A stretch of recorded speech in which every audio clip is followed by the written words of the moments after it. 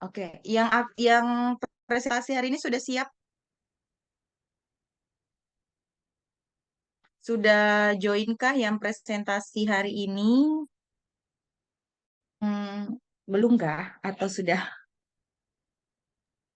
Baru saya, Bu. Kemarin ada yang izin satu orang yang presentasinya katanya praktikum. Harus praktikumnya sih jam 9. Kalau misalnya sempat join karena kan kita online juga, jadi seharusnya sih bisa sambil join karena praktikum jam 9. Kalau misalnya di on time jam 8 sebelum ini dia harusnya bisa tuh ikut proses apa sih presentasinya sekitar 15 menit 20 15 sampai 20 menit. Oke, Eh, teman-teman saya sekarang lagi ada di Sulawesi di kampung. Kebetulan di sini koneksinya kurang stabil. HP, jadi saya pakai bantuan tethering handphone. Nah, handphonenya saya gantung di atas pintu. Tapi itu kadang mungkin semoga aja tidak ini tidak keluar masuk. Soalnya tadi saya join kan agak cepat tadi. Dia sempat keluar masuk gitu.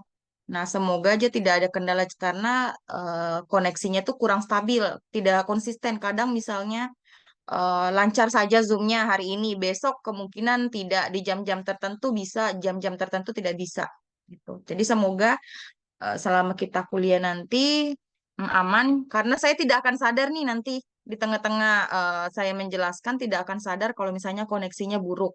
Nanti teman-teman bisa langsung ketik aja di kolom chat misalnya Bu, Ibu terkeluar dari Zoom kah atau suaranya tidak jelas, putus-putus ya gitu. Nanti ini kalau misalnya sebetulnya saya bisa keluar cuman eh,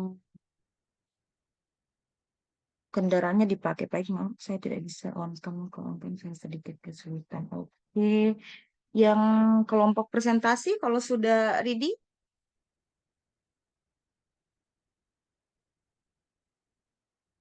yang presentasi hari ini siapa ya? Sudah ini enggak yang temanya terkait pengambilan keputusan?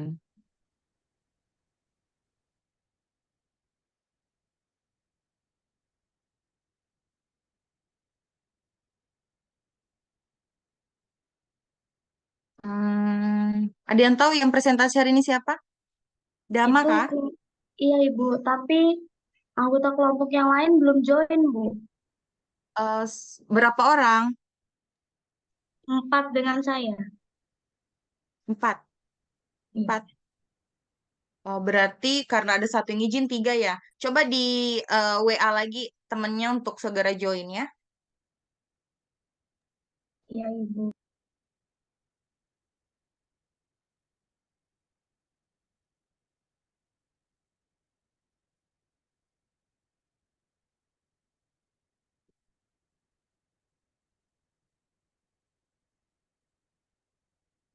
Kita tunggu berapa menit lagi ya. Mungkin sambil saya ini, teman-teman, kita ini kan pertemuan, tinggal satu pertemuan lagi setelah ini. Nah, pertemuan terakhir mau kapan? Kalau misalnya bisa besok, besok. Kalau misalnya tidak bisa besok Sabtu, berarti Senin. Tapi kalau misalnya besok, saran saya besok karena jadi kebetulan Senin itu saya sudah mulai persiapan untuk keberangkatan haji. Bukan belum berangkat sih, tapi ada acara di rumah. Nah, siapa tahu bisa kita kuliah pertemuan terakhirnya besok gitu. Tapi kalaupun udah bisa Senin juga nggak apa-apa pagi. Kalau untuk besok Oke. itu sekitar jam 10, Bu, setelah ergonomika. Mungkin mau Hmm, dikonsultasi sama teman-teman yang lain, Bu. boleh. Nanti didiskusikan sama teman-temannya ya, minta tolong Stella dikoordinasikan siapa tahu bisa besok gitu kan pertemuan terakhir. Oke, sudah dihubungi Dama teman-temannya.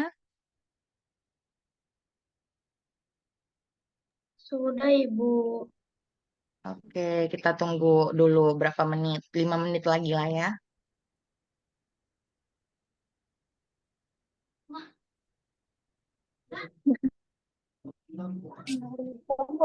Ah, kenapa? Enggak, Kenapa? aku nanya.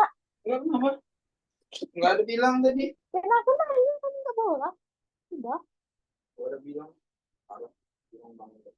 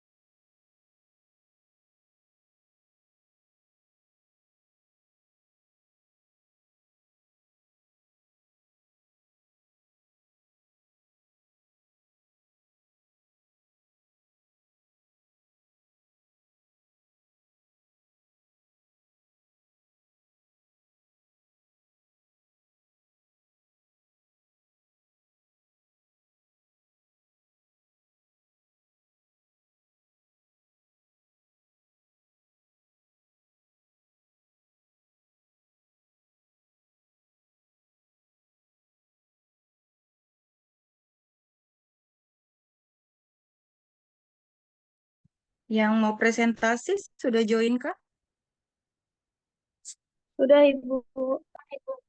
Oke, kalau sudah bisa dimulai ya.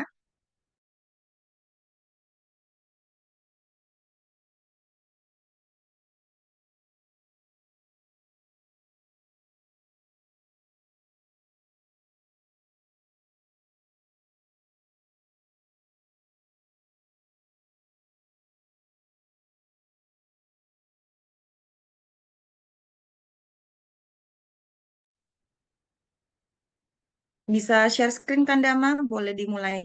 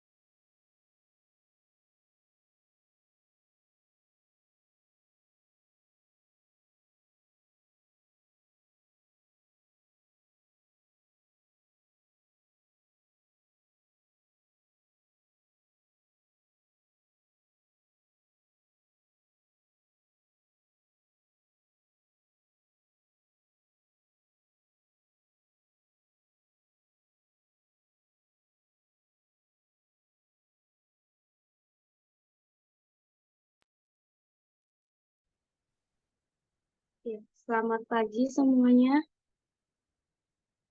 Pagi. Jadi hari ini kami dari kelompok 7 akan mempresentasikan materi pembentukan konsep logika dan pengambilan keputusan.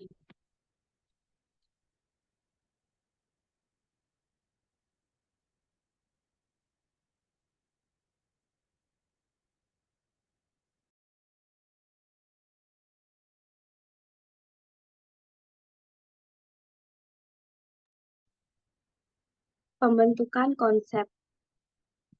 Soloho 1986 mendefinisikan bahwa konsep merupakan sebuah hal yang menunjukkan pada sifat umum yang menonjol dari satu kelas objek atau ide.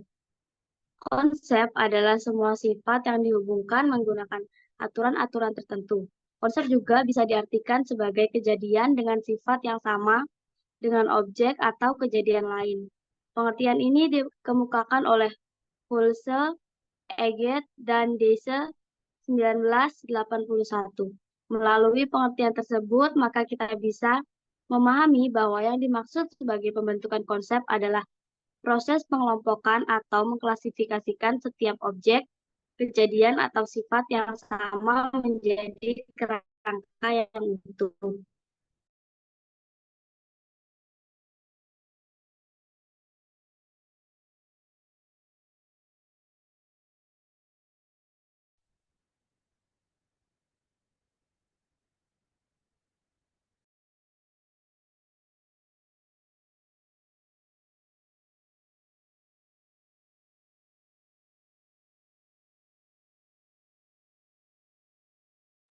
Teori pembentukan konsep ada dua. Yang pertama ada asosiasi, yaitu teori tertua paling berpengaruh dalam pembentukan konsep adalah prinsip asosiasi. Dalam format ringkas, prinsip memegang ikatan yang terbentuk di antara kejadian atau objek setiap saat dimunculkan dari ikatan. Teori asosiasi menerangkan bahwa belajar konsep sebagai suatu proses asosiasi respon-respon yang muncul selama belajar dengan contoh-contoh yang mendefinisikan konsep. Yang kedua ada pengujian hipotesis. Tahap awal dalam pembentukan konsep adalah memilih hipotesis atau strategi yang konsisten dengan objek penyelidikan kita. Contoh, seseorang mungkin akan membuat sebuah hipotesis mengenai konsep tertentu, lalu akan melakukan uji hipotesis untuk membuktikan apakah konsep tersebut memang benar atau tidak. Dari situlah kemudian akan terbentuk sebuah konsep yang baru.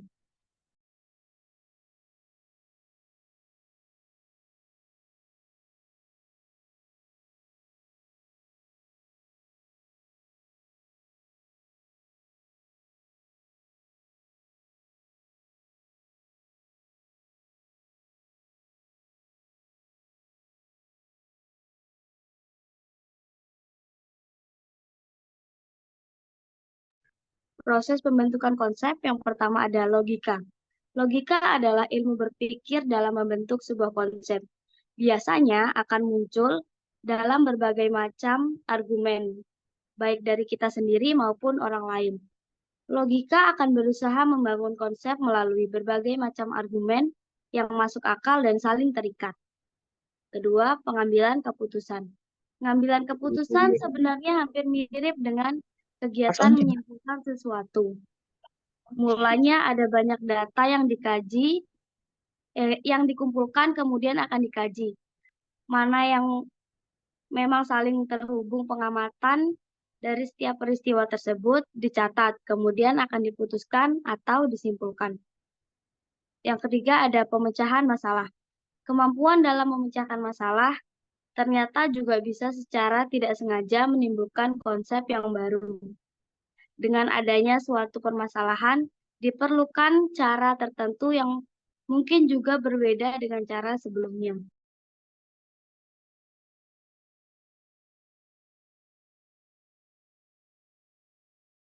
Baik, reasoning atau penalaran.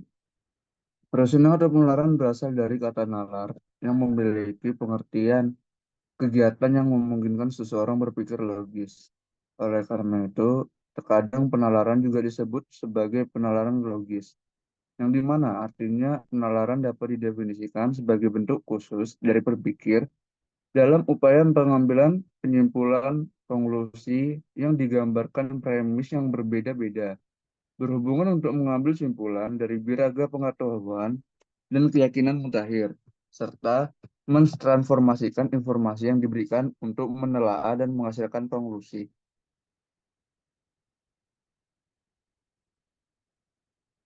Adapun ciri-ciri dari penalaran adalah yang pertama, adanya suatu pola berpikir yang secara luas dapat disebut logika. Dapat dikatakan bahwa tiap bentuk penalaran memiliki logikanya sendiri. Yang kedua, adanya sifat analitik dari proses berpikirnya. Penalaran merupakan proses berpikir yang menyandarkan diri kepada suatu analisis dan kerangka berpikir yang dipergunakan untuk analisisnya adalah logika penalaran yang bersangkutan. Next. Jenis-jenis penalaran ada dua. Yang pertama, penalaran induktif. Penalaran induktif atau inductive reasoning adalah pendekatan untuk berpikir logis dengan membuat pernyataan umum dari hal-hal spesifik yang terjadi sebelumnya. Contohnya, setiap kali hujan, jalanan akan menjadi basah. Oleh karena itu, hujan membuat jalanan basah. Yang kedua, penalaran deduktif. Menurut Peirce dalam Sumartini, penalaran deduktif adalah proses penalaran dan pengetahuan prinsip atau pengamalan umum yang menuntun kita memperoleh kesimpulan untuk sesuatu yang khusus. Contohnya, jika semua manusia adalah makhluk berpikir dan John adalah manusia, maka secara deduktif kita bisa menyimpulkan bahwa John adalah makhluk berpikir karena kesimpulan tersebut diambil dari premis yang sudah diterima secara umum.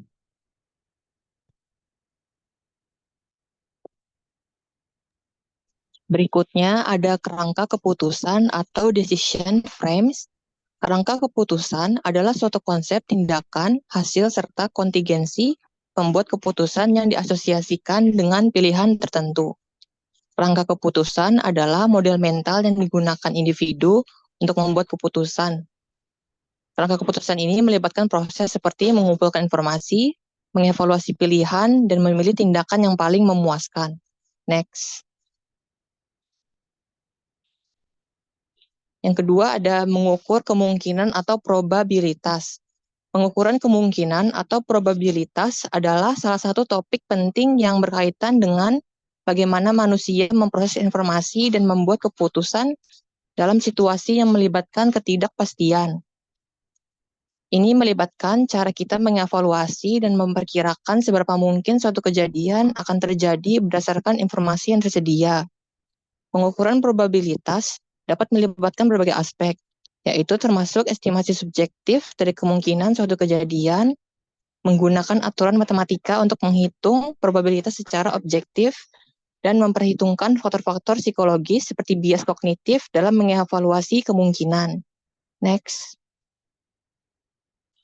Berikutnya ada teorema Bayes dan pengambilan keputusan, yaitu seseorang dapat mempertimbangkan bagaimana perubahan harga satu barang akan mempengaruhi proporsi dari barang tersebut yang dibeli, sehingga dapat membantu dalam menentukan pilihan terbaik berdasarkan preferensi dan tujuan individu. Selanjutnya akan dilanjutkan oleh teman saya. Pembuatan keputusan dan rasionalitas. Terdapat pemahaman bahwa manusia memiliki keterbatasan dalam kapasitas kognitif dan memproses informasi yang dapat membatasi kemampuan mereka untuk membuat keputusan yang sepenuhnya rasional. Ini dapat menyebabkan penggunaan heuristik atau aturan sederhana dalam pengambilan keputusan, serta munculnya bias kognitif yang dapat memengaruhi evaluasi dan pilihan. Next.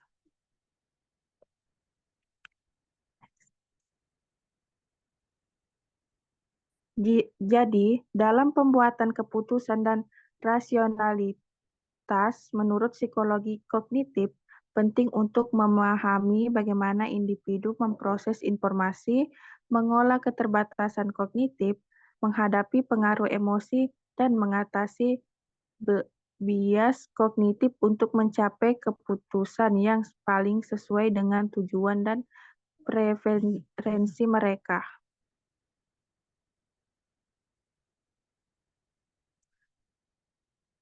Terima kasih.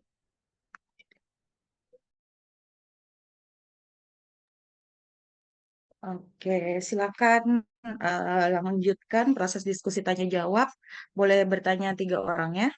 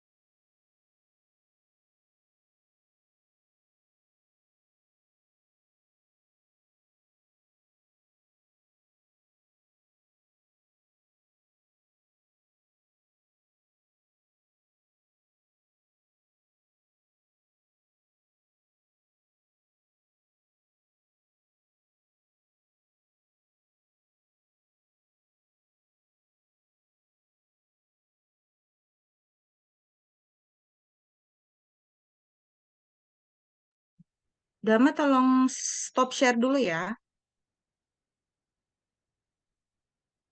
Oke, semuanya on cam sampai dengan perkuliahan selesai, minta tolong semuanya on cam ya.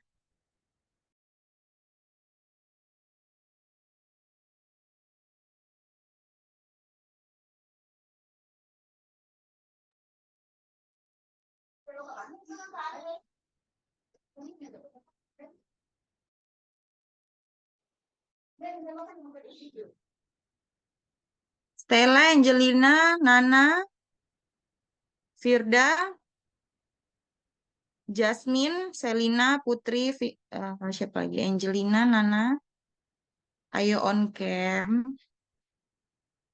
Banyak yang tidak hadir ya hari ini, bentrok dengan praktikum. Padahal kan hari ini sesuai jadwal ya. Kuliahnya memang jadwalnya ini bukan di jam tambahan. Iya Bu, biasanya emang praktikum nabrak jadwal lain biasanya. Jadi ya kayak gitu Bu. Oke, oke, saya screenshot 3, 2, 1.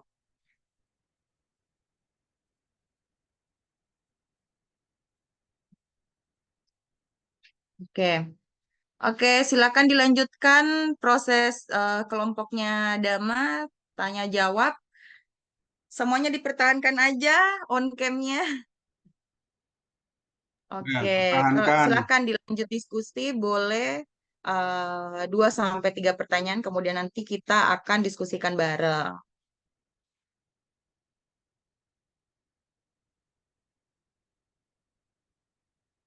Ayo, siapa yang mau bertanya ke kelompoknya Dama?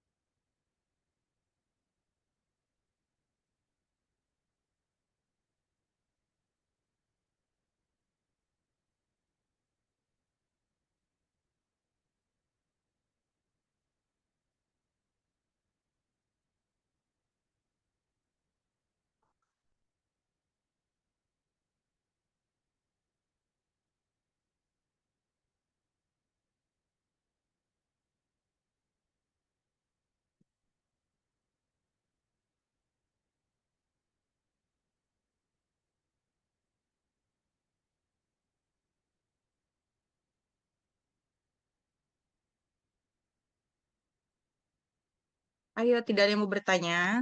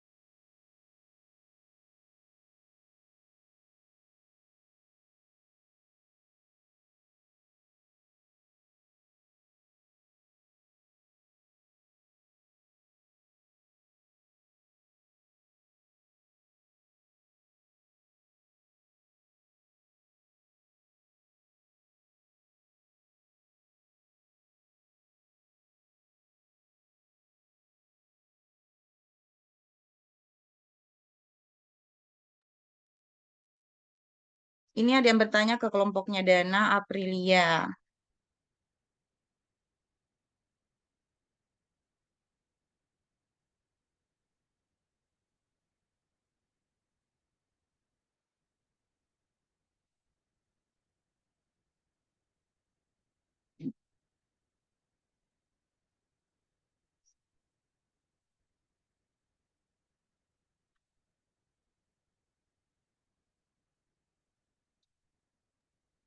Baik, saya izin menjawab ya, Bu. Oke. Di sini Aprilia bertanya kaitan antara pembuatan keputusan dengan rasionalitas. Jadi itu rasionalitas dalam pengambilan keputusan itu berarti menggunakan logika, alasan dan fakta. Yang dimana kita logikanya apa sih, alasannya apa sih, dan faktanya untuk kita membuat pilihan yang optimal tuh apa sih. Jadi yang pertama kaitannya tuh apa rasionalitas dalam pengambilan keputusan itu yang pertama menggunakan data dan fakta. Penjelasannya itu yang penjelasan yang simpel itu keputusan rasional didasarkan pada informasi yang akurat dan relevan. Contohnya tuh kayak memilih investasi berdasarkan analisis kinerja keuangan perusahaan tersebut. Bukan hanya bukan hanya apa sih namanya itu feeling atau intuisi sih sebutannya. Terus yang kedua analisis logis. Penjelasannya itu ya keputusan rasional melibatkan analisis logis dari berbagai pilihan dan konsekuensinya. Contohnya membandingkan pro dan kontra dari berbagai rute perjalanan untuk memilih yang paling efisien. Yang ketiga menghindari bias. Keputusan rasional berusaha untuk menghindari pengaruh dari bias emosional atau kognitif. Contohnya memilih kandidat pekerjaan berdasarkan kualifikasi dan pengalaman, bukan kesan pertama yang subjektif. Yang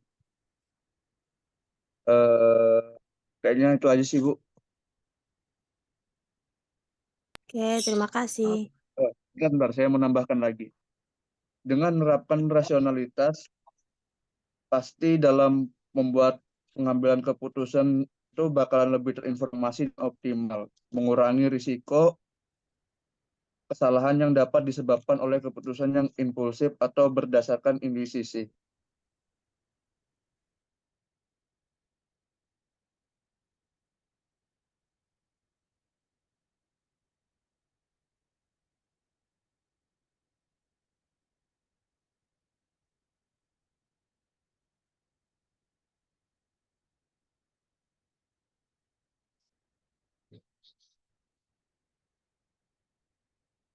Oke.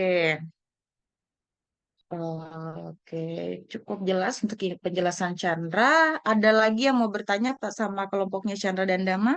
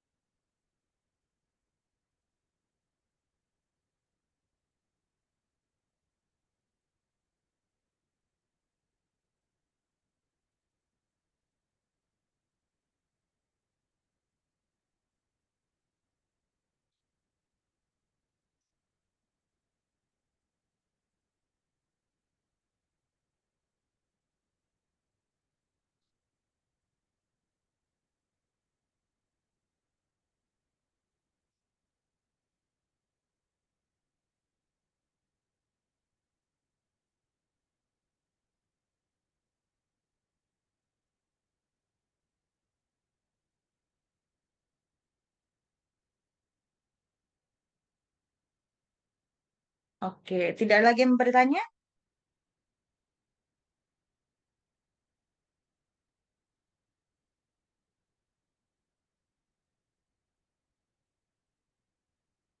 Oke, kalau tidak ada yang bertanya, saya coba bertanya. Tadi itu di kelompok presentasi ada dibahas terkait premis. Nah, ada yang bisa jelaskan premis itu apa?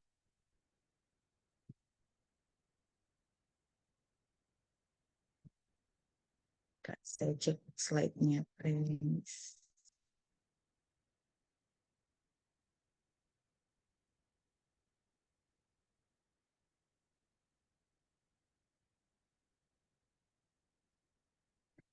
Nggak ada ya? Sebentar saya lihat dulu slide-nya. Hmm,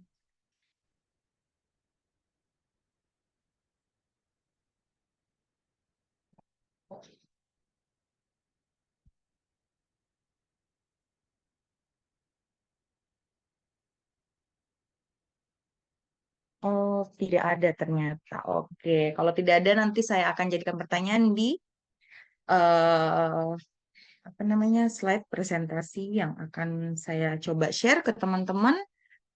Kita akan sedikit lagi mengulas terkait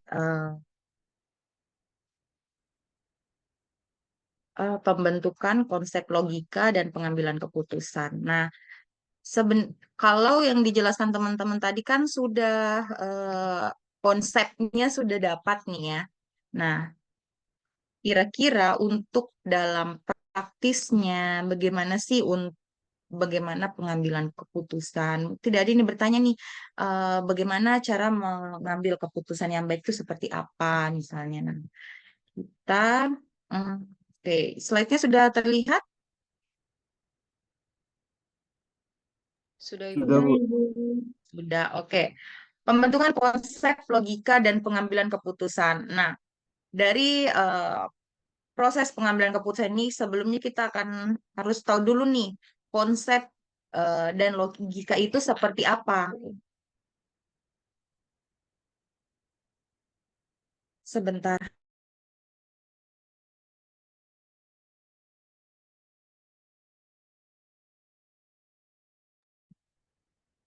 Oke.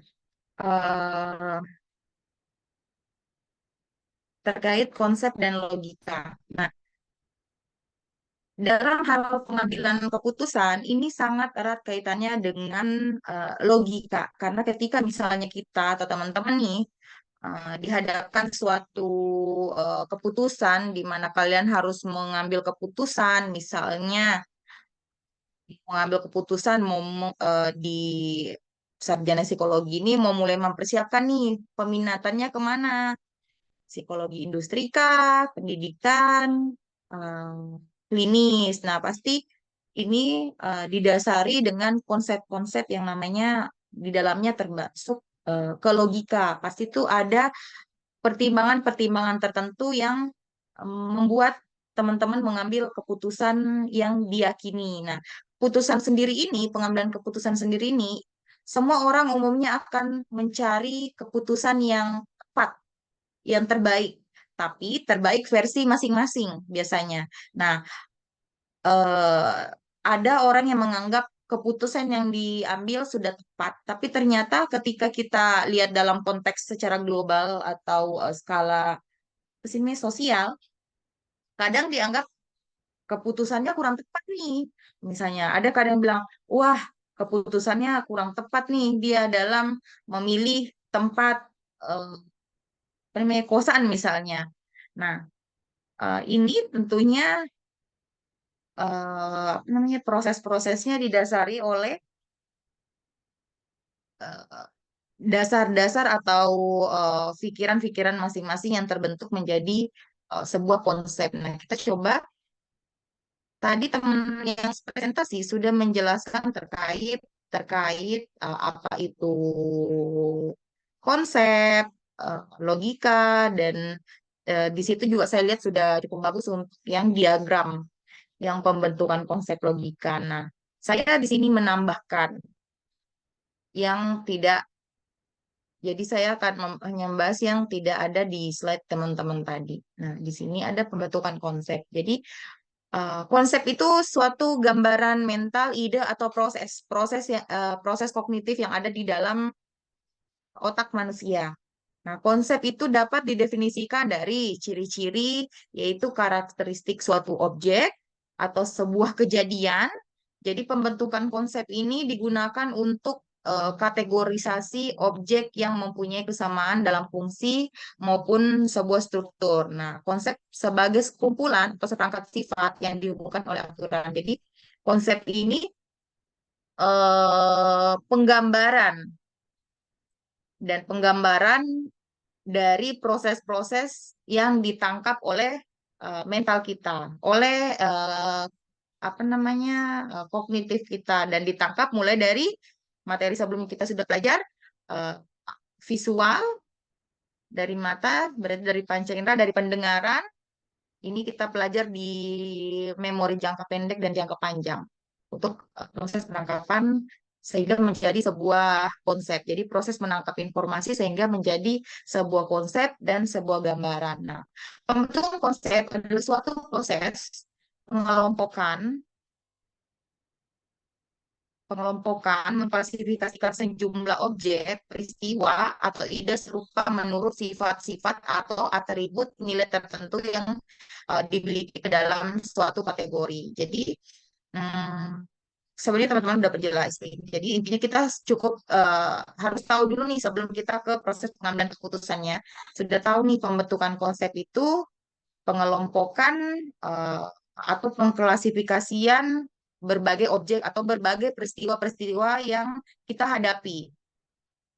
Itu menjadi sebuah konsep.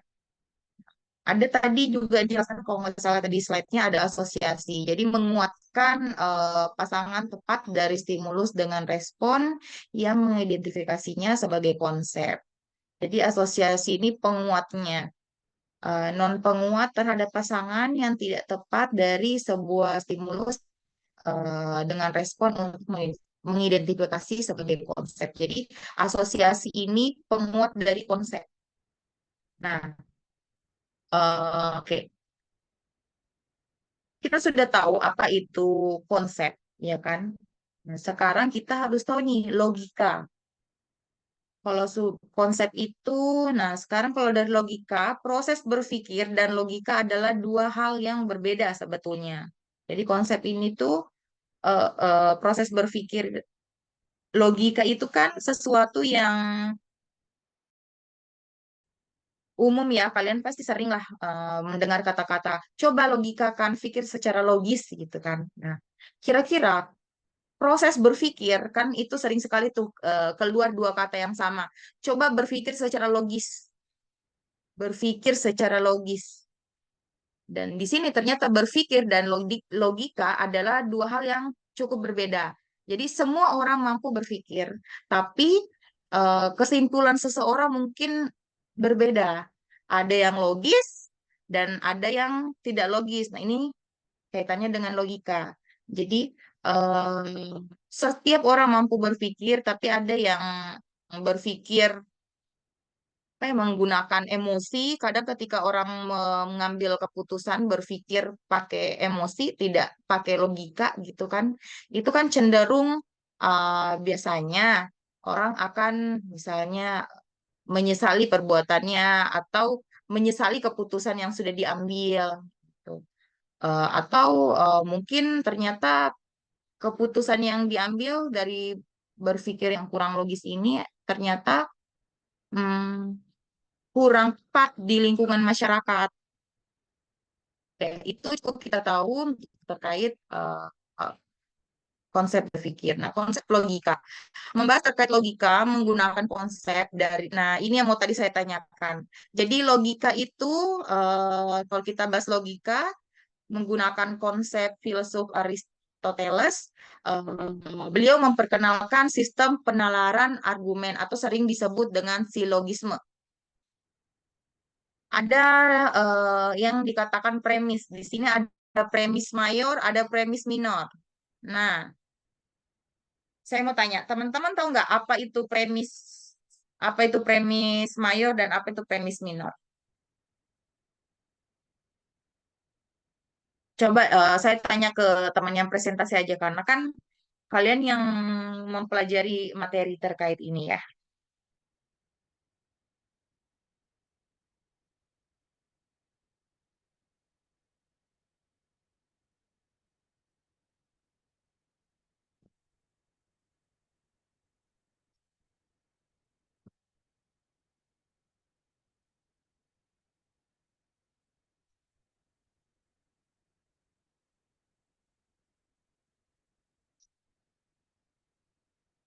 Coba, apa itu premis? Premis aja. Kalau premis mayor minor sebetulnya dengan kalian membaca contoh ini pasti tahu ya menjelaskannya. Nah, apa itu premis? Sebetulnya premis ini apa sih?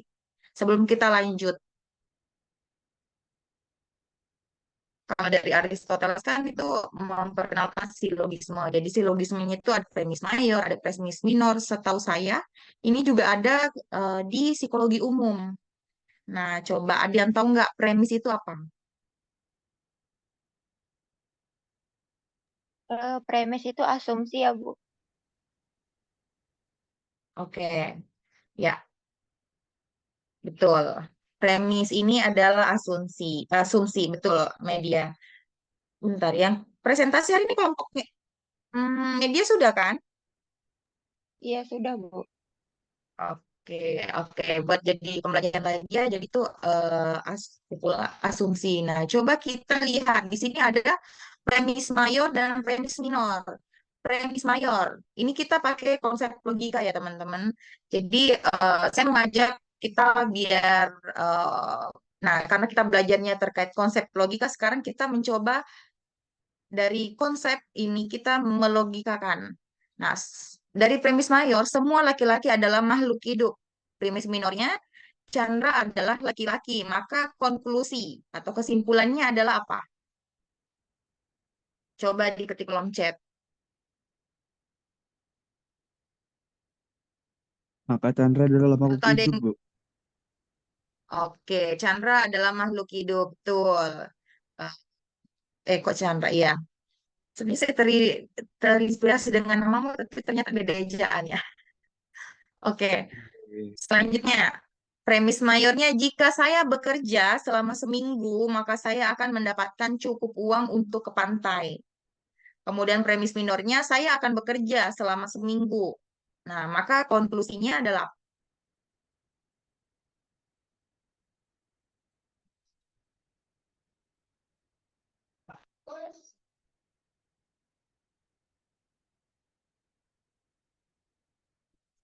ya ada yang bisa ini nggak konklusinya.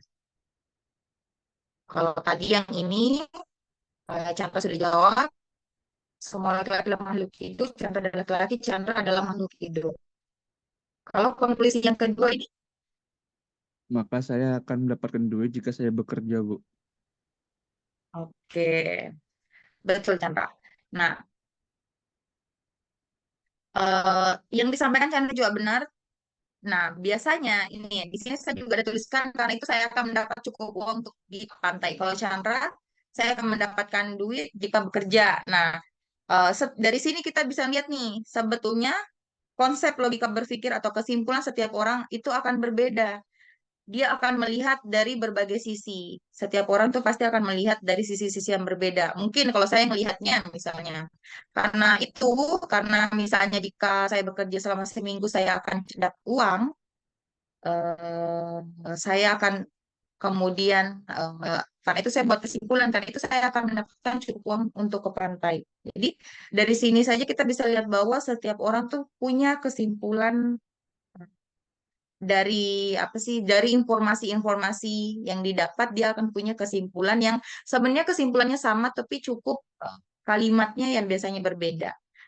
Sama halnya ketika misalnya kalian ke kampus, ada mungkin yang lewat jalan raya pintu gerbang utama tapi ada juga yang lewat misalnya pintu samping. Nah, itu konsep logika. Kita jika membahas konsep logika dengan premis, nah itu tadi premis, kita mungkin bisa dengan mudah menentukan kesimpulan. eh Kita bisa tahu kesimpulan yang diambil seseorang itu, misalnya kesimpulan yang saya tuliskan dengan yang disampaikan Chandra, logis atau tidak logis, tentu sangat mudah karena ini konsepnya premis ya. Nah, tapi pada kenyataannya saat di dunia nyata kita tidak akan mudah dalam menentukan konklusi dari berbagai premis kehidupan yang tidak jelas. Dalam dunia nyata tidak, sebenarnya tidak jelas yang mana premis mayor, yang mana premis minor. Nah, ini tentu jadi hal-hal yang apa namanya kadang membuat kita berpikir bahwa eh, mungkin kalian pernah sering dengar mudah sih kalau berteori kayak gitu. Pada praktisnya tidak semudah itu. Nah, itulah eh, untuk membahas terkait logika berpikir itu seperti ini. Jadi ketika kita menggunakan tadi yang disampaikan oleh filsuf filsuf Aristoteles itu untuk menentukan konklusinya itu cukup mudah dan cukup jelas yang mana minor mayornya. Tapi nih kalau kita dalam beraktivitas sehari-hari? Apakah kita bisa mudah mengetahui misalnya eh, hari ini kuliah psikologi kognitif, ketika tidak masuk kuliah dan tidak ikut 3 kali pertemuan, maka kemungkinan besar TBU misalnya. Tapi hari ini juga misalnya ada praktikum, di mana praktikum ini adalah proses pengambilan nilai ketika tidak hadir langsung tidak dapat nilai dan tidak lulus ujian. Nah, dari situ akan dilentukan konklusinya apa. Setiap orang pasti akan berpikir nih, ada tadi nih kalau saya lihat ada yang tetap join karena online dan satunya offline, mungkin praktikumnya tetap mengupayakan join karena masih ada jeda waktu. Join dulu, mengikuti tengah jalan, kemudian saat proses praktikum memutuskan untuk lanjut praktikum dan apa live dari Zoom kelas kognitif. Tapi ada juga yang memutuskan untuk oh nggak bisa, dia terganggu konsentrasinya, nanti lupa proses praktikum apa saja, akhirnya memutuskan untuk sama sekali tidak ikut. Nah, setiap orang tadi kita sudah ada bahas sedikit, setiap orang pasti eh, berusaha mencari solusinya masing-masing dan setiap orang merasa solusi yang dia eh, putuskan dalam hidupnya itu yang terbaik. Nah, ini ada keputusan. Sebuah keputusan merupakan pilihan dari berbagai kemungkinan. Seperti tadi contohnya, jadi ada kemungkinan. Yang satunya, oh masih bisa nih join, setidaknya bisa eh, hadir dulu sambil izin menyampaikan di Zoom. Tapi ada juga, oh memutuskan untuk aduh nanti riweh kalau misalnya 2 sekaligus, mending di WA saja sambil izin gitu. Nah, keputusan terjadi ketika seseorang yang memiliki kebutuhan yang tidak terpenuhi sehingga ia melakukan sebuah tindakan untuk memuaskan kebutuhan atau keinginannya. Jadi, karena keputusan ini karenanya ada kebutuhan, misalnya ketika kalian menginginkan sesuatu, oh menginginkan eh, HP keluaran terbaru, apa ya yang sekarang terbaru, iPhone 15 Pro Max, kemudian itu adalah bisa nih membedakan yang mana kebutuhan, yang mana keinginan. Eh, menginginkan misalnya mengganti HP tadi, kemudian tapi di sisi lain eh, semester sudah mau berganti, mau bayar SPP, kemudian kosan juga udah mau berakhir masanya, waktunya bayar kosan tahunan misalnya. Di situ akan muncul berbagai pertimbangan untuk menentukan keputusan yang mana sih yang mau diambil, yang mana sih yang tepat. Gitu ya. Oh, di sisi lain tiba-tiba laptop juga rusak. Nah, di mana di situ harus apa namanya kuliah sepertinya proses perkuliahan agak berat dijalani ketika misalnya laptopnya tidak ada misalnya. Kira-kira yang mana dulu nih ya? Oke, setelah di list misalnya, oke HP tidak butuh-butuh sekali, HP masih bagus, masih bisa digunakan. Kemudian antara bayar SPP, bayar kosan tahunan dengan beli laptop. Oh, dilihat nih kondisi uangnya. Oh, ternyata bisa beli laptop. Oh, mengajukan proposal misalnya ke orang tua untuk dapat laptop baru dengan cara nyicil dengan potongan uang jajan misalnya itu. Itu. Jadi keputusan terjadi tentunya dengan berbagai pertimbangan. Keputusan yang baik adalah keputusan yang memilih tindakan yang terbaik yang ada ketika dihadapkan pada ketidakpastian mengenai konsekuensi. Jadi sebetulnya em,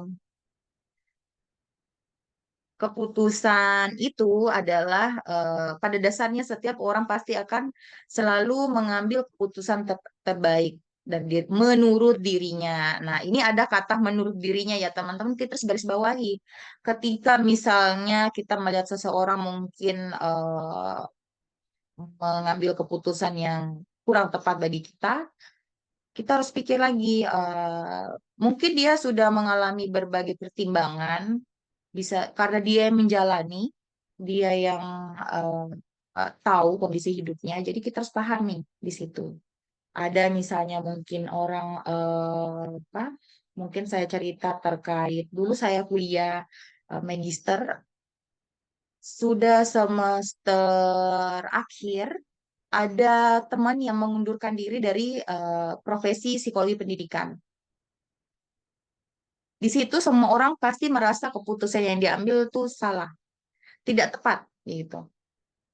Dosen pun menganggap kayak gitu, saya pribadi saat itu pun menganggap kayak gitu. Sampai saya menghubungi orangnya karena kebetulan pada saat dia ngundurin diri, saya satu kelompok sama beliau di salah satu mata kuliah komunitas. Nah, saya tanyakan kenapa. Ternyata dia sudah melakukan berbagai pertimbangan. Sebelum kuliah, dia sudah memplot-plot karena dia sudah kerja dan dia punya hotel. Nah, hotel ini adalah hotel bawahan, hotel ibaratkan dia penerus lah gitu, generasi berikutnya. Dia penerus. Nah, hotel ini hotel bukan yang besar betul, tapi di situ cukup dia menganggap cukup memberi banyak peluang kerja di desa-desa situ. Nah, ini hotelnya tuh di desa. Biasanya kan di Jawa itu banyak seperti itu karena kan desa wisata. Nah, kemudian di situ juga kenapa dia melanjutkan magister pendidikan setelah melihat proses perkembangan hotel? Oh, dia tuh sangat tertarik belajar tentang apa ini pengen sekali di hotel itu ada tambahan unit bisnis. Kalau kalau perusahaan itu kan biasanya ada jenis bisnisnya apa. Nah, di dalamnya biasanya dikotak-kotakan. Oh, ada penginapan, ada restoran, gitu. Nah, dia pengen menambah unit bisnisnya ada playgroup gitu ya. Tapi dia merasa akan lebih maksimal ketika dia mendalami dulu ilmunya. Akhirnya dia melanjutkan karena kebetulan backgroundnya S1 psikologi. Ternyata pada saat proses kuliah ternyata tidak seperti yang bentar, tidak seperti yang dia prediksikan karena sebelumnya dia menganggap bahwa hotel ini berjalan aja tanpa dia bisa memantau dari apa ini kejauhan, kemudian dia bisa pulang setiap bulan gitu kan. Kuliahnya di Jogja, hotelnya di mana ya waktu itu? Sumatera atau di mana saya lupa. Nah, tapi ternyata aktualnya ternyata bukan karena biaya yang menghalangi dia untuk pulang sekali sebulan, tapi padatnya perkuliahan magister, namanya magister profesi. Kalau sekarang kan magister dan profesi terpisah. Nah, saat itu kan tergabung magister profesi. Kuliahnya begitu padat, eh, banyak terjun ke lapangan. Kalau misalnya tidak ada kuliah di kelas, berarti harus ke lapangan. Akhirnya dia tidak bisa. Semua terbengkalai sampai dengan omset tidak sesuai dengan apa target, bahkan di bawah target. Kemudian turun drastis sampai ada masalah di proses penggajian, minus jatuhnya, sampai dia dapat bantuan dari mertuanya untuk biaya kuliah gitu. Dia sampai susah pun membayar karena dia boyong istri dan anaknya, jadi harus ngontrak, belum biaya ini, kemudian harus nombokin biaya penggajian, biaya maintenance, ternyata itu kurang. Nah, menjalani proses itu beberapa bulan katanya minus. Akhirnya dia diskusi sama istri dan keluarga besarnya, dia memutuskan untuk tidak melanjutkan pendidikan. Dulu dimintanya untuk cuti aja dulu dari kampus, tapi beliau tidak mau. Beliau bilang takutnya tidak bisa bertanggung jawab gitu dengan misalnya cuti untuk menyelesaikan. Lebih baik mengundurkan diri dan tidak melanjutkan lagi. Dan 2 bulan setelah dia berhenti, saya menghubungi dia kan cerita nih. eh, Hotelnya kembali lagi rame, bagus, tertata apa. Ternyata tuh di situ dia mengambil kesimpulan bahwa ternyata hotelnya susah berjalan. Staff-staffnya terbiasa ada dia. Dia harus lebih latih lagi. Staff-staffnya mandiri tanpa dia gitu. Nah, kalau dari sini kita bisa melihat bahwa eh, putusan orang itu pasti punya pertimbangan masing-masing. Ketika kita melihat dari sisi yang hanya kita lihat sendiri, kita cenderung akan menilai dari berbagai sisi dan cenderung ke negatif. Dulu tuh merasanya bilang, kok dia mudah menyerah, kok dia itu sayang banget duitnya, sayang banget ini ya kan.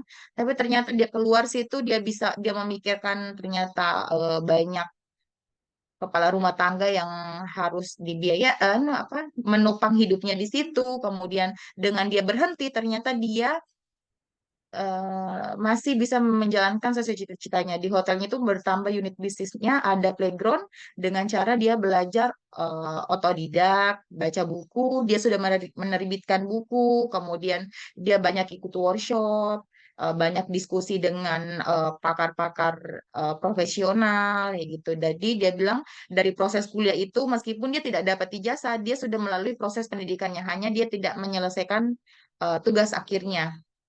Dia sudah tahu prosesnya apa dan itu yang ternyata ilmu penting bagi dia. Nah, kalau bagi kita tuh pasti sayang sekali kayak gitu. Nah, dari situ kita bisa belajar sedikit ya. Oke. Saat mengambil keputusan tidak hanya menggunakan logika tetapi juga emosi. Nah, ini kadang kita harus, karena banyak orang tuh ketika misalnya dalam kondisi emosi negatif cenderung keputusan yang diambil kurang tepat.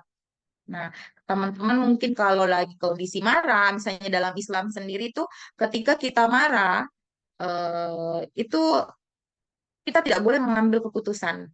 Sebaiknya kita eh, padamkan dulu emosi-emosi negatif ini. Kalau kita marah di saat itu, kalau kita berdiri berarti kita duduk, berpindah tempat, bergerak seperti itu. Dalam psikologi juga seperti itu. Ya, jadi itu tadi terkait emosi negatif. Nah, dalam hal kita sangat bahagia juga seperti itu. Disampaikan bahwa jangan segera mengambil keputusan juga ketika kita lagi bahagia-bahagia sekali dalam kondisi itu. Karena kadang keputusan itu ya diambil landaskan emosi. Misalnya lagi bahagia-bahagianya nih, em, apa, investasi pertama di F&B outlet pertama misalnya, oh dapat profit yang cukup besar. Dalam waktu 5 bulan modal sudah balik. Kemudian bergairah lah, membara-membara tanpa pertimbangan besar, apa, oh langsung buka cabang lagi, invest lagi, tidak mempertimbangkan kondisi uangnya, sampai dengan tidak ada tersimpan tabungan misalnya, sampai dengan tidak mempertimbangkan, oh setiap bulannya ada kebutuhan misalnya, akhirnya dikeluarin sampai ngambil utang misalnya di bank, tapi tidak memperhitungkan misalnya ketika misalnya ambil uang dana sekian, apakah cukup? Apakah pengelolaan dananya sesuai? Apakah pemasukan dan pengeluaran seimbang kayak gitu? Nah, ini kalau kita kaitnya dengan mungkin eh, terkait bisnis, ini kaitan juga sama psikologi industri ya teman-teman. Nah, ini ada contoh lagi, seorang mahasiswa sedang dilema. Nah, ia bingung akan menghabiskan malam minggunya menonton film Avatar keluaran terbaru atau belajar materi kuliah karena sudah mendekati UAS. Nah, saya mengambil contoh ini, saya ingat waktu dulu em, saya lagi nonton, tapi saya dengar tuh mahasiswa-mahasiswa cerita, lagi duduk nunggu, kamu sudah belajar kah ini? Kita kan mau ini, iya, nanti aja, mau refreshing dulu nonton, baru belajar kayak gitu. Nah, dia memutuskan gitu, oh menganggap refreshing nih nonton, sekalinya setelah nonton ngeblank atau kehilangan motivasi. Tapi ada juga yang ternyata motivasi belajarnya naik setelah selesai nonton karena dianggapnya itu chargernya dia untuk mengisi energi. Tapi sebaliknya, ingat teman-teman harus waspada nih ketika menganggap hal-hal seperti ini sebagai charger energi ya. Nah, di sini tuh, oke. Nah, jika hanya mengandalkan logika, pasti semua mahasiswa belajar. Kalau kita lihat tadi contoh kasus tadi ya, seharusnya belajar karena sudah mau ujian. Dan ujian ini kan ibaratkan satu, ini ujian semester. Ujian semester 2 misalnya, itu hanya satu kali kita lewati dalam proses hidup kita misalnya. Sedangkan nonton mungkin anggaplah itu tayangan terakhir. Mungkin ada di Netflix nanti ditayangkan, gitu kan. Tapi apakah semua berpikir seperti itu? Tidak ya, pada kenyataannya. Hmm.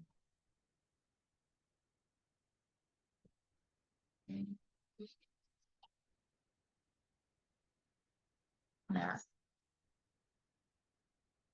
sebelum saya lanjut, ada yang mau ditanyakan?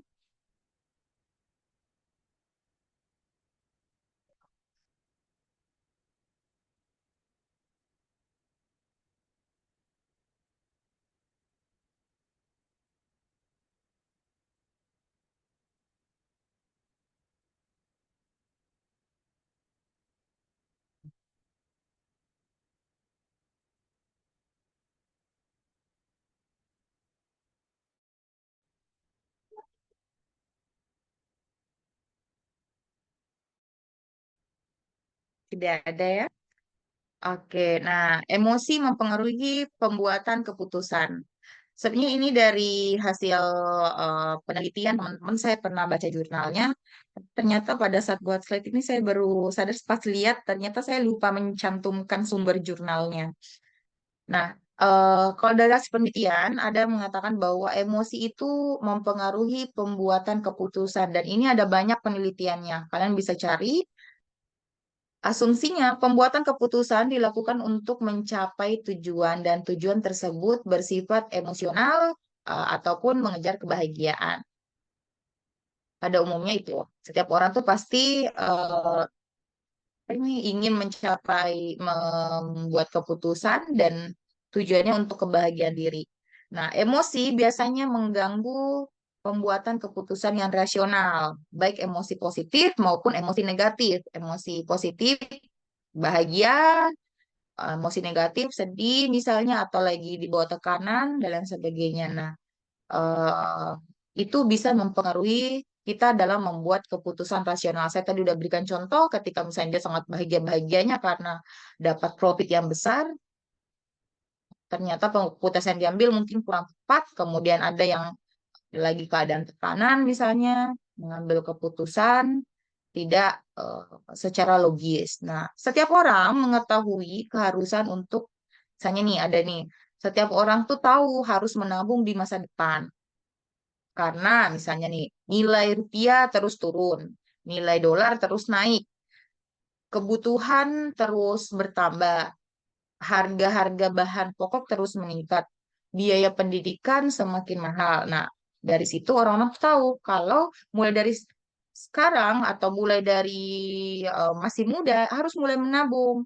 Dari belum bekerja harus bisa nih, oh ada pemasukan. Pemasukannya dari misalnya kalau mahasiswa transferan orang tua atau enggak mungkin dapat beasiswa. Oh, dari beasiswa sekian, berapa nih yang harus ditabung, berapa yang harus digunakan. Tuh. Oh, ada yang merasa cukup, masih ada yang merasa ternyata masih bisa dalam sebulan hidup dengan uang 1 juta. Nah, tapi misalnya nih, kok saya nggak bisa 2 juta aja nggak bisa, bagaimana caranya? Nah, cari tahu bagaimana nih caranya yang bisa si individu satu ini bisa dengan 1 juta. Oh, ternyata dia masak, dia bahannya beli di pasar, tidak beli di supermarket, kayak gitu. Nah, dari situ harusnya bisa mulai menabung, kembali ke menabung. Tetapi banyak orang terkalahkan dengan keinginannya untuk bersenang-senang dan memutuskan menggunakan dana tabungan atau seluruh pemasukan untuk membeli barang yang diinginkan. Misalnya, eh, saya mungkin kasih contoh dari saya pernah ada konseling mahasiswa. Teman-teman di sini cukup berisik. Kira-kira suara saya masih cukup jelas? Jelas sih, Bu. Jelas, Bu. Oke, oke. Nah, saya mungkin cerita sedikit terkait dulu saya pernah ada konseling mahasiswa. Mahasiswa ini sudah melukai dirinya, jadi di tangannya itu saya lihat ada banyak bekas-bekas luka. Saya konseling, dia menyampaikan bahwa ternyata dia banyak sekali hutang ojol dari Shopee Pay Later, dari apa OVO Pay Later, apalagi itu banyak aplikasi yang umumnya kita gunakan. Waktu itu saya hitung-hitung pokoknya dari saya tuh agak lupa, saya waktu itu catat. Nah, dari 5 jari, intinya saya hitung lebih dari 5 jari dia menggunakan aplikasi. Dan dia itu kelilit dan dia bingung karena sudah di telepon, diteror terus kayak gitu. Nah, eh, saya tanya, kenapa kamu menggunakan uangnya, kamu gunakan buat apa? Ternyata digunakannya buat gaya hidup, teman-teman. Saya tanya, kenapa seperti itu, sampai seperti itu gitu. Dia bilang, uang bulanan tuh cukup, tapi masih dapat kan setiap bulan? Iya, katanya. Nah, di sini saya coba analisa, ada juga orang yang bercerita ke saya, dia tidak rutin dalam 1, 2 bulan, 3 bulan belum tentu dapat kiriman, tapi dia bisa bertahan hidup tanpa ada yang namanya pay later. Nah, kalau yang ini ternyata dia mengambil keputusan yang kurang tepat. Ternyata di situ dia karena gaya hidup, alasannya tuh ngelihat teman-teman sedikit-dikit ngajak nongkrong ke kafe, nugas di kafe, dikit-dikit misalnya ngajak nonton, terus apa namanya ngajak pakai baju outfit kembaran yang kece-kece gitulah pokoknya diceritanya. Kemudian ngerenov kosan yang estetik kayak di Pinterest yang lagi rame-rame katanya, eh, di TikTok dan YouTube kayak gitu. Terus itu sangat disayangkan ya teman-teman karena eh, dia mengambil keputusan yang kurang tepat. Itu balik itu contoh ke mahasiswa. Mungkin saya lagi kasih lagi contoh, itu tadi keputusannya dipengaruhi oleh emosi-emosi ya, emosi-emosi yang ter yang basalnya dari lingkungan eksternal. Kemudian ada juga yang karyawan. Karyawan ini eh, dia pemutusan kerja. Jadi waktu itu saya ada konseling juga, dia eh, putus kerjanya. Kemudian, nah iya betul Chandra, jauhi pinjol. Nah teman-teman di sini yang ada di eh, Zoom ini, semuanya saya harap semua bisa jauhi pinjol. Mungkin saya tadi sedikit bercerita, kalau tadi yang mahasiswa itu dia tuh sampai dengan alasan kayak selalu ke kafe ngerjain tugas dulu di zaman saya kuliah. Saya angkatan 2012 kuliahnya. Belum banyak kafe-kafe seperti sekarang di Samarinda. Tapi ada pilihannya kayak gitu. Nah, ada teman-teman saya lihat ketika kerja kelompok dia selalu di luar, di tongkrongan. Banyak tuh dulu tuh di zaman saya itu banyaknya sukanya tuh di McD, di KFC sebelum diboykot. Kalau sekarang kan banyak kafe. Nah, tapi di kebetulan saya dan eh, ya, teman-teman yang sering sama dengan saya, kami kumpulan mahasiswa-mahasiswa yang bulanannya tidak tidak sebanyak sebagian orang gitu kan. Dan di situ kita selalu kerja kelompoknya di kosan. Jadi kita pilih satu kosan dan dulu tuh sering sekali kos saya jadi base camp. Dan saya dulu memilih kosan memang saya tuh perhatikan betul kosannya itu bisa nggak Kak, menampung ketika kerja kelompok bisa masuk laki-laki dan perempuan nggak di ruang tamunya bisa nggak ketika misalnya tugas harus begadang misalnya pagi sampai tembus subuh apa jadi itu jadi pertimbangan saya dulu cari kos-kosan tuh. Nah karena itu tuh ternyata bisa memangkas biaya. Jadi tidak lagi dan dulu tuh tidak ada Grab, tidak ada order makanan, tidak semudah sekarang ya. Jadi harus masak, beli tahu, beli tempe apa digoreng sendiri. Jadi hemat. Nah, mungkin teman-teman tuh yang mungkin kalau ada yang keluhannya pengeluarannya besar karena harus di kafe apa, mungkin tuh bisa diterapkan cara-cara eh, apa sih di masa-masa dulu yang sebelum Mara Cafe, sebelum ini mungkin diceritakan apa, bagaimana caranya. Tapi ternyata tanpa di kafe pun bisa loh. Gitu. Nah, tapi ini saya rasakan waktu lagi kuliah S2. Dikit-dikit teman saya ngajaknya ke kafe, ke kafe, ke kafe. Tapi apa yang harus kita lakukan ke kita misalnya tipe yang menghemat. Kalau saya sendiri tuh tipe yang menghemat meskipun ada duitnya saya waktu masih mahasiswa. Kalau saat sudah bekerja baru saya lebih royal. eh oh ya udah kalau kafe pesannya sesuatu yang lama diminum, kopi pahit misalnya, ya. Nggak usah pesan cemilan. Atau eh, pilih kafe yang harganya standar. Di Jogja itu ada yang kafe, harga-harga minumannya itu semuanya 20 ke atas. Tapi ada satu menu tanggal tua, yang selalu itu yang saya pesan. eh, soto harganya cuma 6.000 sama mihun harganya 5.000. Hanya dua itu yang bolak-balik dipesan waktu itu. Dan saya kompak sama teman saya, termasuk teman-teman yang eh, apa eh, eh, keuangannya misalnya bulanannya cukup besar gitu. Dia juga tetap sukanya pesannya yang itu. Nah, jadi kita harus mensiasati. Misalnya mau tetap di kafe, cari tongkrongan, cari yang ada menu-menu mahasiswa lah gitu. Kalau di Samarinda saya belum tahu, saya belum pernah observasi tempat yang nyaman untuk misalnya nugas yang minim biaya. Tapi paling enak memang sih di kosan sebetulnya atau di rumah teman gitu. Nah, oke. Emosi itu memainkan berapa slide lagi sih?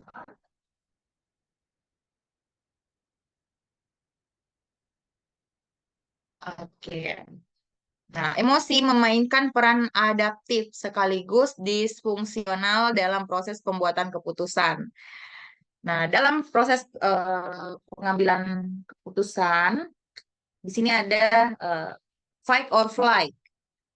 Ini yang paling umum, apa namanya, respon otomatis yang ada dalam tubuh kita, dalam diri kita, dalam pikiran kita, mekanisme pertahanan diri. Jadi, eh, jadi ini salah satu mekanisme pertahanan tubuh kita ketika menghadapi masalah, stres atau takut.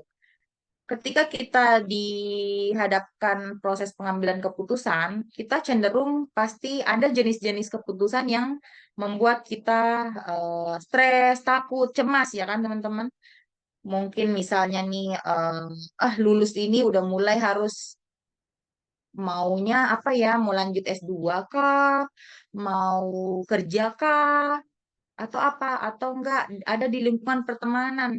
Kok aku merasa tidak nyaman ya sama temen ini, kok enggak seperti dulu ya, kok gini-gini ya. Tubuh akan mengeluarkan respon-respon seperti ini ya.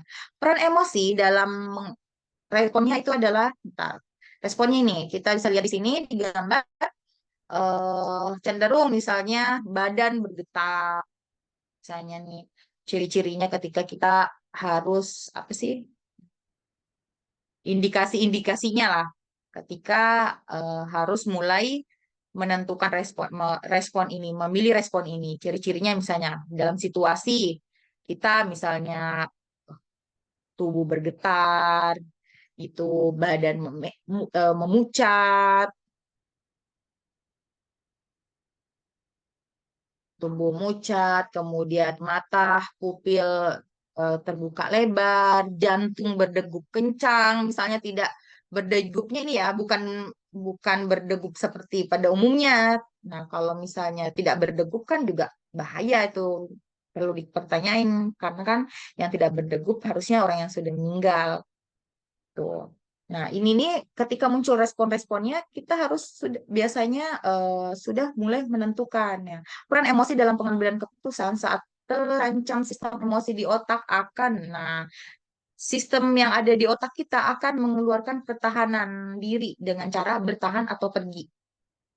Tuh. Tapi ada kadang tuh misalnya sebetulnya udah muncul apa sih mekanisme-mekanisme pertahanan dalam diri itu udah muncul nih, pergi pergi tinggalkan tinggalkan, tapi kadang kita tuh melawan, kita denial. Nah itu teman-teman sudah tahu itu denial, kadang kita denial, kita melakukan penolakan.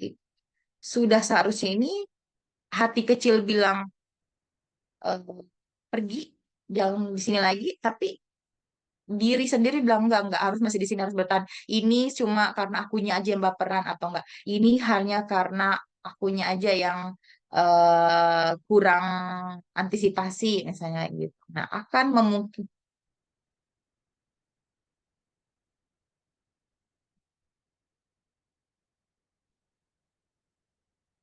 Oke. Nah, saya mau tanya, ini teman-teman silakan ketik di kolom chat, apakah kemampuan pengambilan keputusan sudah didapatkan sejak lahir?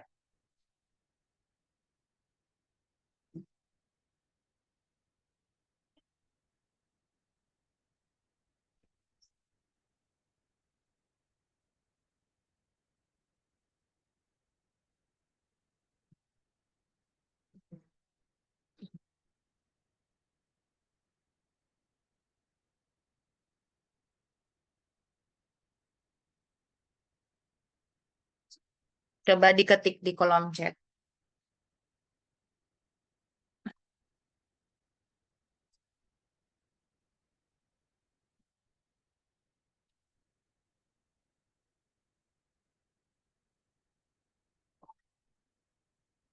Tadi ada yang mau izin itu siapa aja mau bentar saya belum saya harus kirim absensi. Saya buat absensinya dulu, saya hampir lupa. Silahkan yang diketikkan,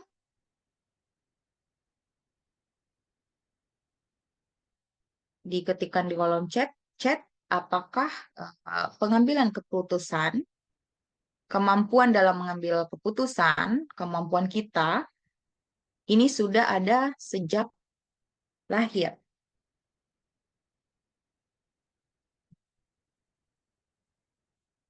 Sebentar yang mau izin tadi tuh jangan live dulu, saya mau kasih absensi.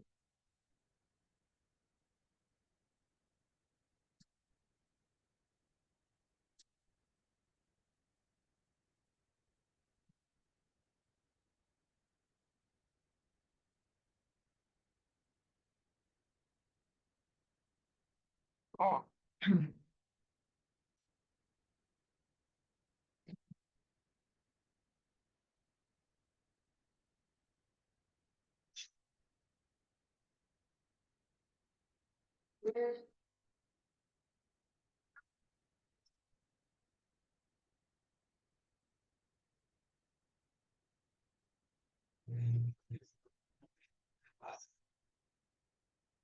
Oh nggak bisa.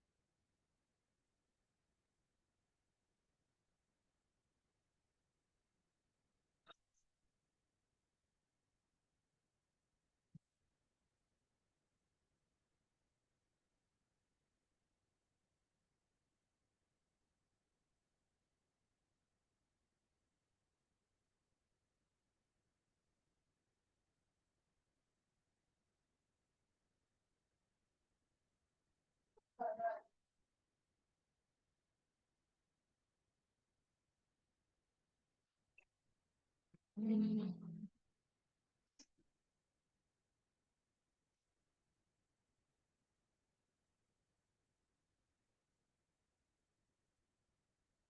Oke.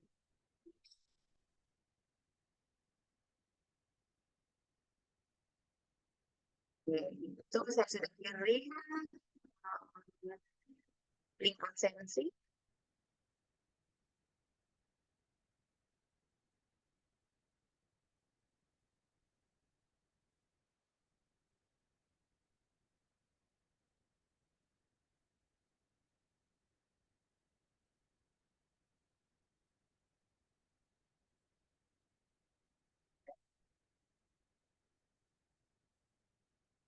Oke, oke. Semuanya jawab tidak. Ada nggak yang jawabnya? Oh.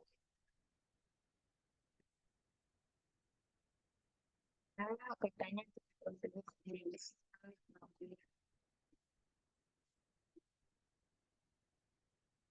serius Chandra. Oke. Dapat sudah hadir. Oke. Oke. Semuanya tidak kecuali Putri katanya Chandra. Tapi yang jawabnya Chandra. Gimana ini? Oke, tidak ya teman-teman, betul.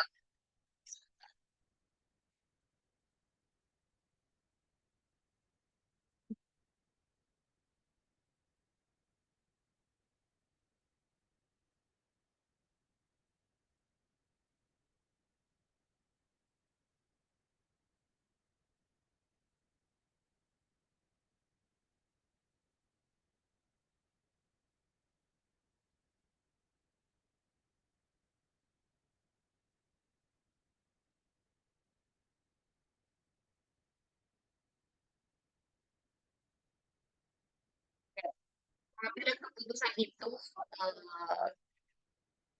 baik kecil, sedang, sebenarnya kemampuan intinya dulu kemampuan kita dalam mengambil keputusan itu bukan didapatkan dari sejak kita lahir, tapi ini adalah kemampuan berdasarkan dari pengalaman-pengalaman hidup kita. Kemampuan pengambilan keputusan baik kecil, sedang ataupun besar bukanlah kemampuan Bu, yang maaf Bu, otomatis. Ya, motong ini ya Bu, suaranya kurang kurang jelas Bu.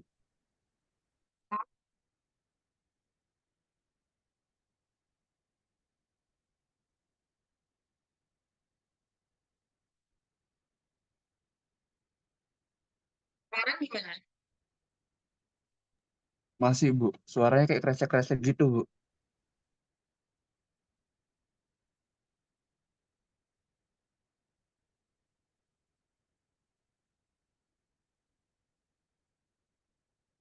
Ini tadi jelas ya, baru yang ini ya Pak jelas.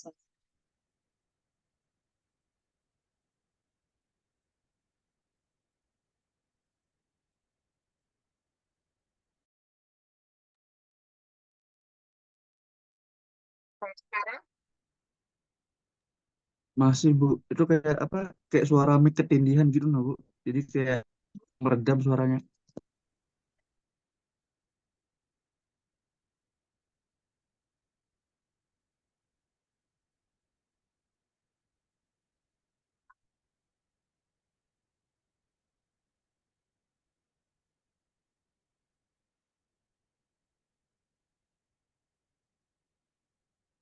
kalau begini,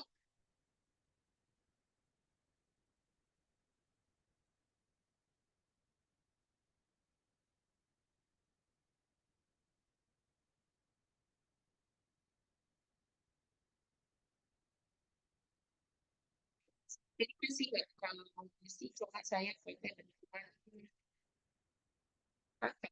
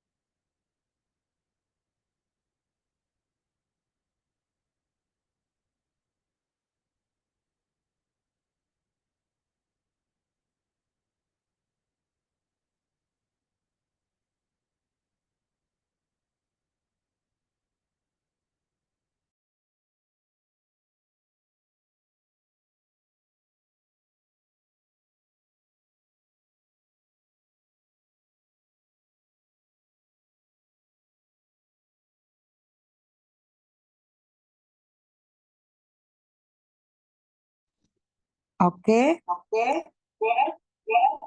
ih kayak mana ya?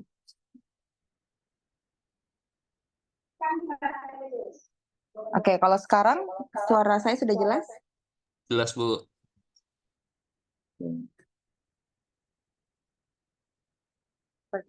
Sepertinya karena laptopnya, karena saya ini coba pakai satu bantuan HP untuk suaranya.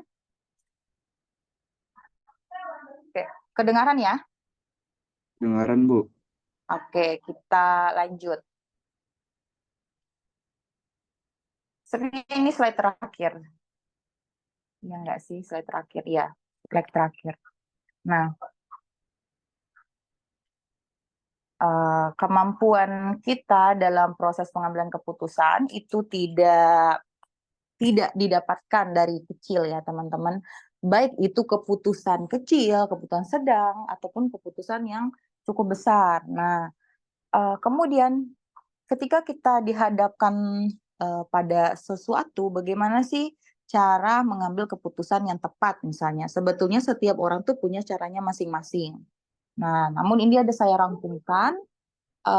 Ketika misalnya teman-teman dihadapkan pada uh, suatu hal, kemudian harus mengambil keputusan, misalnya mungkin keputusan setelah lulus kuliah bekerja, mau bekerja di perusahaan, misalnya perusahaan tambang kah, BUMN kah, perbankan, mungkin mau wirausaha kah, atau lanjut magister kah, atau lanjut profesi dulu. Nah, ini kalian harus pertama pertanyakan tentang keputusan yang diambil. Mulailah dari start. Tanyakan, why, kenapa ini? Pertanyaan ini itu sangat penting untuk tujuan hidup kita. Kenapa sih? Kenapa aku lanjut misalnya magister? Emangnya setelah lulus magister mau ngapain? Oh, emangnya mau lanjut jadi dosen? Lanjut magister jangan-jangan pengennya bisa berpraktek. Oh, bukan magister ternyata, harusnya lanjutnya profesi. Atau enggak, pertanyakan kenapa harus kerja di perusahaan? Jangan-jangan setelah masuk di perusahaan itu bukan bukan yang kalian inginkan sebetulnya. Oh, masuk ke situ hanya perkara ngelihat teman atau tuntutan dari keluarga. Ternyata dia punya kemampuan untuk misalnya berwirausaha kayak gitu. Nah, ini kita harus jangan pernah lepas dari W5H, 5W1H. Jadi semuanya pertanyakan gitu. How, why, when-nya. Nah, kemudian yang kedua, lebih mengenali diri sendiri. Kenali diri sendiri. Ketika misalnya kita tidak bisa menjawab kenapa kita mengambil keputusan atas sesuatu, misalnya kita belum bisa menjawab nih kenapa ya kita itu memilih kerja jadi ASN.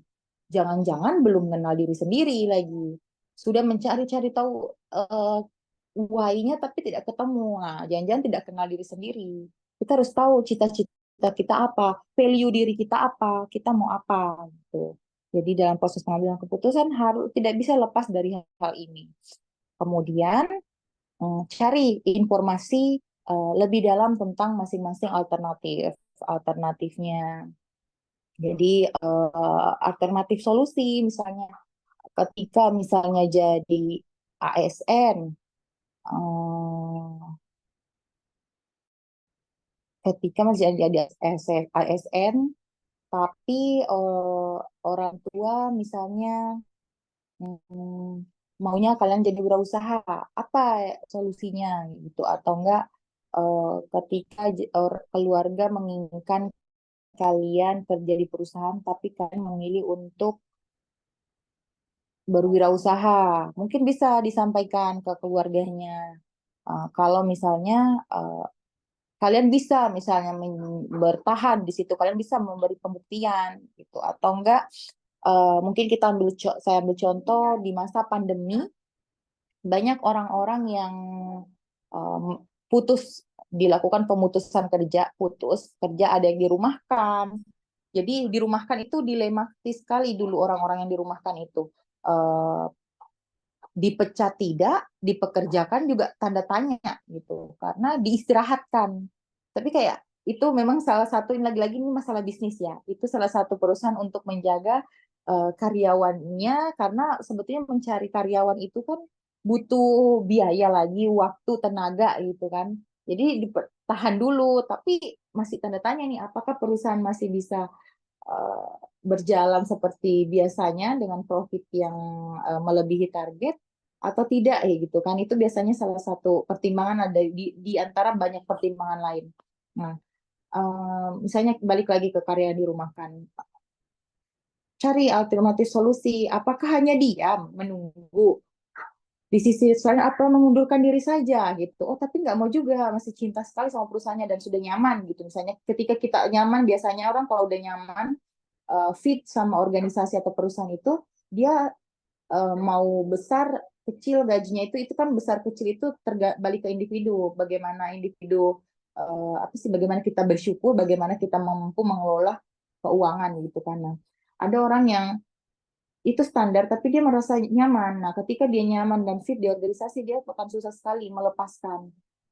Nah, balik tadi ke perumahan, dirumahkan, akhirnya tidak ini karena masih nyaman sama perusahaannya. Akhirnya alternatif solusinya adalah sambil konten. Nah, banyak dulu waktu awal-awal pandemi ini tiba-tiba jadi konten kreator, dan saya lihat ada yang awal-awalnya cuma nyoba-nyoba sampai akhirnya itu jadi penghasilan utama. Kita bisa lihat konten kreator di TikTok yang awalnya mungkin yang apa namanya karyawan-karyawan supermarket apa segala macam, kemudian yang dirumahkan, kemudian dia mencoba dan sekarang ternyata penghasilannya bahkan dia bisa buka perusahaan sendiri dan membuka peluang kerja yang besar dari awalnya main sosial apa namanya jadi konten kreator dadakan gitu kan.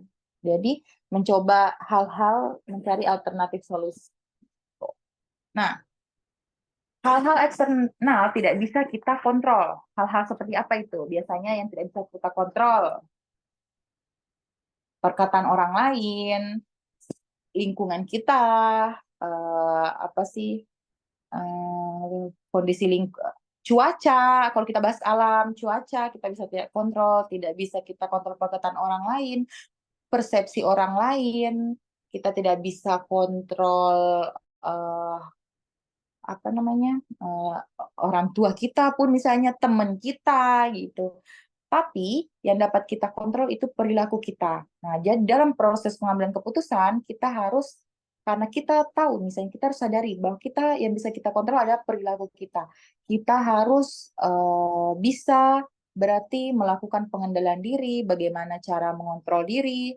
Oh, ambillah keputusan dalam keadaan tenang, ketika sudah melakukan berbagai pertimbangan, ketika sudah meyakini, ketika sudah benar-benar sudah terjawab nih W5W1H-nya kayak gitu. Oke, sampai di sini ada yang mau ditanyakan?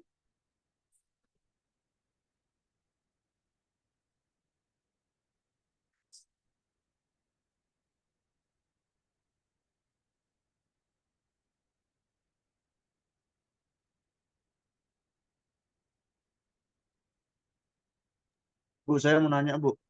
Ya, Kenapa sih, Bu? Kan biasanya ada orang yang ngambil keputusan, Bu. Tapi itu dia pas sudah keputusan itu berjalan, dia tiba-tiba nyesel. Kenapa ngambil keputusan seperti ini, Bu? oke, oke Chandra. Nah, biasa tuh ini tuh pasti sangat biasanya ketika misalnya tergantung nih keputusan apa ya yang diambil dan situasinya saat itu seperti apa. Ada beberapa orang mungkin ke diri kita sendiri lah. Kadang kita mengambil keputusan nih, misalnya mungkin apa ya?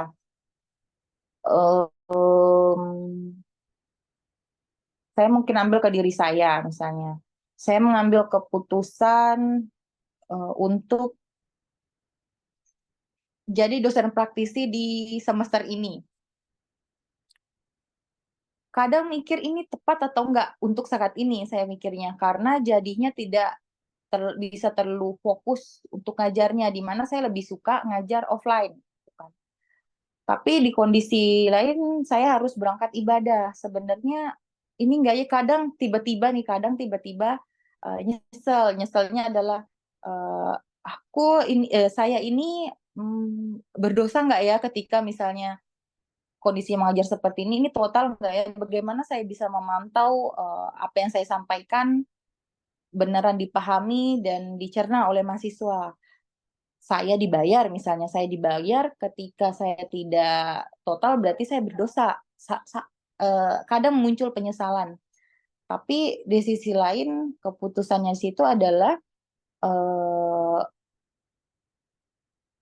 karena saya sudah apa namanya mengosongkan banyak jadwal sejak beberapa 2-3 bulan yang lalu berarti saya ngapain gitu kan.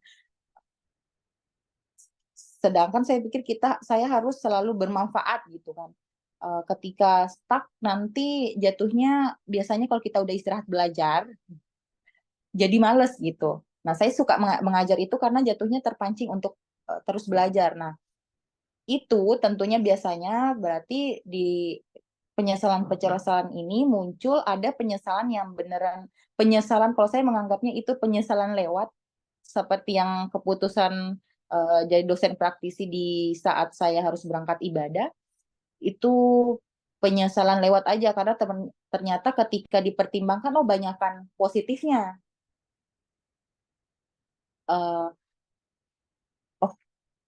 Nah, tapi kalau misalnya dipikir lagi, Kalau misalnya penyesalan-penyesalan kadang sudah dijalanin sesuatu, ternyata masih menyesal.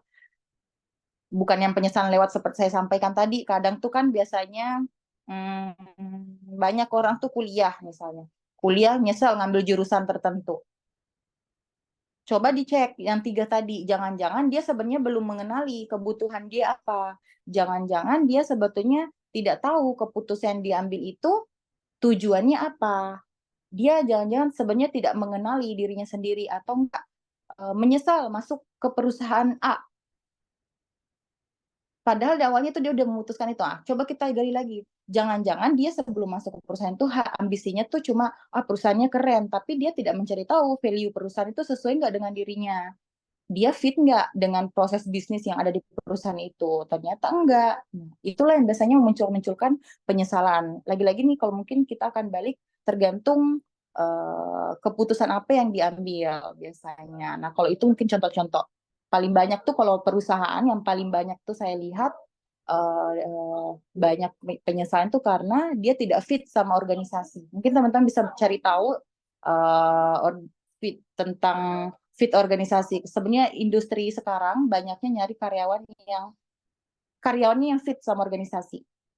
Jadi value yang ada di organisasi sesuai dengan value diri kita. Kayak gitu. Seperti itu. Ada chat. Assalamualaikum. Waalaikumsalam. Waalaikumsalam Pak Yoga.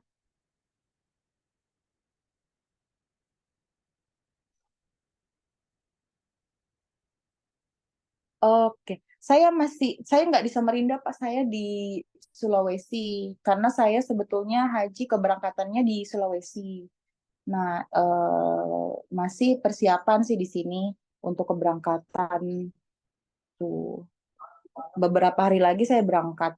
Kebetulan tanggal 3 sudah mulai, tapi karena masih ada satu pertemuan tanggal 3 nanti saya coba diskusikan ke Stella antara Sabtu besok jam 9 atau Senin pertemuan terakhirnya.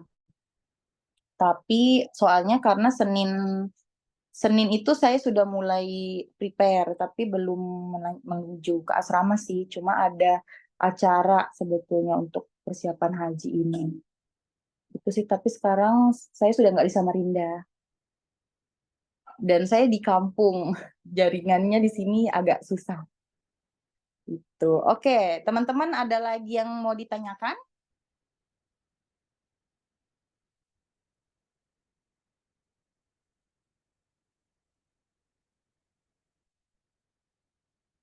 Oke. Absensinya jangan lupa diisi ya. Saya sudah kirim ke kolom chat. Yang hadir saja, jadi jangan dikirimkan ke grup ya, link absensinya untuk teman-teman di sini aja. Saya agak susah ngecek kalau di Zoom karena kayak tadi ada yang keluar masuk dari Zoom, saya lihat mungkin karena gangguan koneksi, naik turun jumlahnya jadinya. Sempat 21, 20, baru ini juga tidak semua yang ada di absensi ya. Oke. Ada yang mau ditanyakan sebelum kita akhiri kelasnya?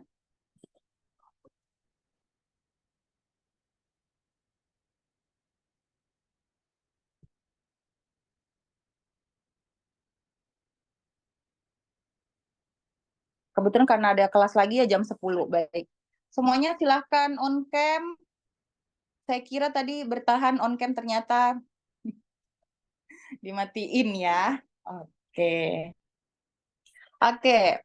Kemarin waktu kita kelas offline, seru ya sebetulnya kalau saya lihat observasi teman-teman. Kemarin aktif-aktif ketika kita kelas offline. Nah, beda kalau kelas online. Mungkin karena kelas online ada yang di rumah, mungkin ada yang baru bangun tidur, belum mandi, belum fresh. Semangatnya orang kan beda-beda ya. Ada yang semangatnya antusias ketika ketemu langsung kalau misalnya kondisi seperti ini kan saya nggak bisa melihat situasi dan kondisinya. Beda lah kalau misalnya offline gitu. Nah, cuma saya lihat sebetulnya beda sekali teman-teman ketika kita kuliah online dan offline. Saya lihat kalau offline kemarin tuh aktif-aktif. gitu.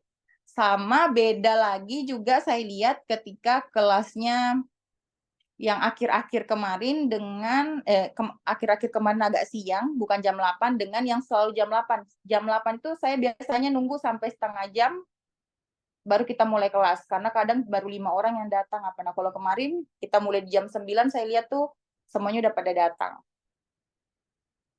Oke. Jadi semoga ke depannya kalau misalnya ketemu lagi saya bisa offline. Kalau saya lebih suka offline ngajarnya karena beginilah keadaannya kalau online ya. Oke, Jasmine belum on cam, Salsa, Asnafi, Alivia, Angelina, Stella.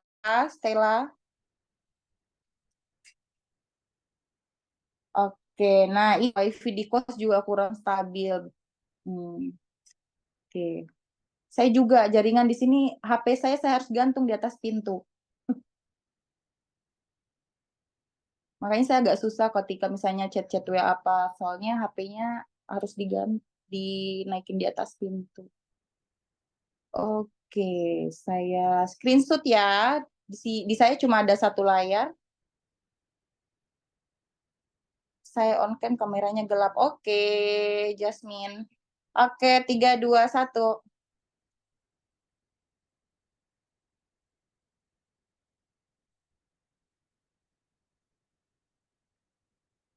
Oke teman-teman, kuliah kita hari ini selesai. Saya minta tolong Stella dikabari saya, ini hari Jumat, dikabarin saya sebelum sore, paling lambat sore, sebelum maghrib, fixnya kuliah terakhir kita mau hari Senin jam 8, atau kalau bisa sih besok, tadi katanya besok itu bisa kalau di jam 9. Nah nanti kabarin saya, Stella diskusikan ke teman-teman, kabari saya paling lambat maghrib ya, karena kenapa saya harus tahu lebih awal, karena saya harus persiapan untuk kondisi jaringan di sini. Gitu. Oke, saya tutup kelasnya. Terima kasih semuanya. Saya akhiri. Assalamualaikum warahmatullahi wabarakatuh. Waalaikumsalam, Bu. Terima Terima kasih kasih. banyak, Bu.